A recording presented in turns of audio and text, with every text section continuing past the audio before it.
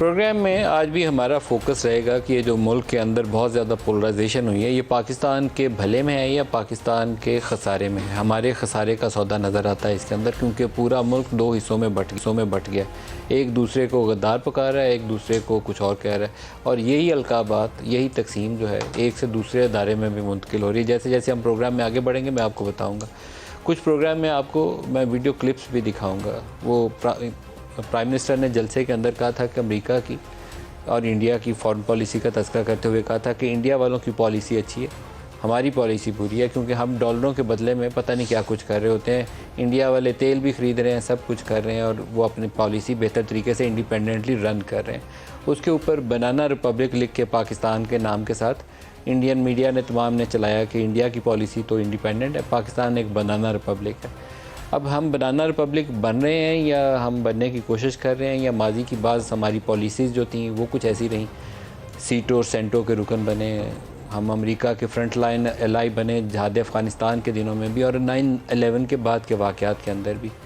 ہمیں کہیں اصلاح کی ضرورت تھی، کہیں اصلاح کی ضرورت ہے، اور آئندہ کے لیے بھی کچھ کرنے کی ضرورت ہے. لیکن اپنے آپ کو زمین پہ گرا کے اور انٹرنل ڈویژنز ایسی پیدا کرنے کی ضرورت نہیں ہے جس میں ہم پوری قوم کو غداری قرار دے دیں. جان کربی کا ایک سٹیٹمنٹ ہے جس میں اس نے پاکستان کے ساتھ اپنے تعلقات کا ذکر کیا. پہلے میں وہ آپ کو دکھاتا ہوں، پھر اس کو آگے بڑھاتے ہیں. We recognize that Pakistan plays a key role in the region.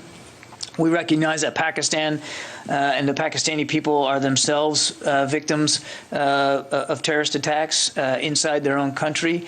We recognize that we have shared interests with Pakistan with respect to security and stability in that part of the world.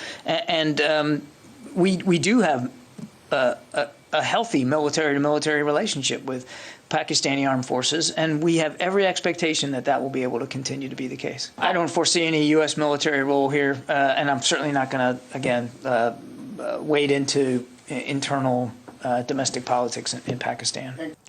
جب جہاد افغانستان کے دنوں میں پاکستان امریکہ کا اتحادی بنا تھا تو صرف پاکستان اتحادی نہیں بنا تھا، پاکستان نے بہت بڑی اس کے اندر کاوش کی تھی. پاکستان کا بہت بڑا رول تھا اس سارے عمل کے اندر، لیکن امریکی چل کر آگے آئے تھے اس لیے کہ سوویت یونین افغانستان کے اوپر قابض ہو گیا تھا. دنیا ساری یہ کہتی تھی کہ گرم پانیوں کی پہنچنے کی اس کی کوشش ہے. 9/11 کے واقعات کے بعد پورا یورپ اس جنگ کا حصہ بنا تھا. پاکستان اس کے اندر آیا کیونکہ پاکستان کا نیکسٹ ڈور نیبر تھا. پاکستانی سرزمین کو استعمال کیا گیا تھا جہاد افغانستان کے دنوں میں انہی افغان مجاہدین کو ٹرین کرنے کے لیے. اور جب یہ دوبارہ 9/11 کے واقعات ہوئے تو ہماری اسی زمین کے اوپر جنگ جو تھی وہ افغان سرزمین سے چلتی ہوئی ہماری سرزمین پر پہنچ گئی، اور اسی لیے ضرب عضب کرنا پڑا، اسی لیے رد الفساد کرنا پڑا، اسی لیے ہمارے کئی ہزار فوجی انہوں نے جام شہادت نوش کیا. 65 اور 71 کی جنگوں میں اتنی شہادتیں نہیں ہوئیں جتنی اس 9/11 کے واقعات کے بعد پاکستانی فوج نے شہادتیں اٹھائیں. تو مقصد اس کا صرف ڈالر لینے تھے. اگر یہ لینا تھا تو ہمیں کچھ اندر اپنے جھانک کے دیکھنا چاہیے کہ کیسے اصلاح کرنی ہے، یا ہماری ٹیریٹوریل جو انٹیگریٹی تھی واقعتاً اس کو خطرہ تھا، اس کی اصلاح کرنی تھی. دوسرا ہماری سیاست ہے، اور اس سیاست کے بہت سارے منفی پہلو سامنے آتے ہیں. ایک منفی پہلو اس کا یہ ہے کہ جس کو اقتدار پانا ہوتا ہے وہ اسٹیبلشمنٹ کے کندھوں کے اوپر بھاگ کے سوار ہونے کی کوشش کرتا ہے، اور جو اقتدار سے باہر ہوتا ہے یا وہ گالیاں نکالتا ہے یا وہ دروازہ کھلنے کا انتظار کرتا ہے. شیخ رشید کا بیان آج ایک اس کی ریفلیکشن آپ کو نظر آئے گا، دکھائیے گا. بالکل فوج کے خلاف کوئی نعرہ نہیں لگنا چاہیے.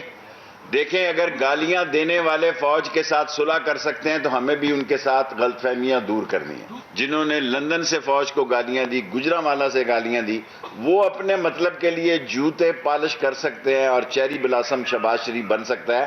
تو ہمیں بھی غلط فہمیوں کو دور کر کے ان سے اچھے تعلقات بنانے چاہیے.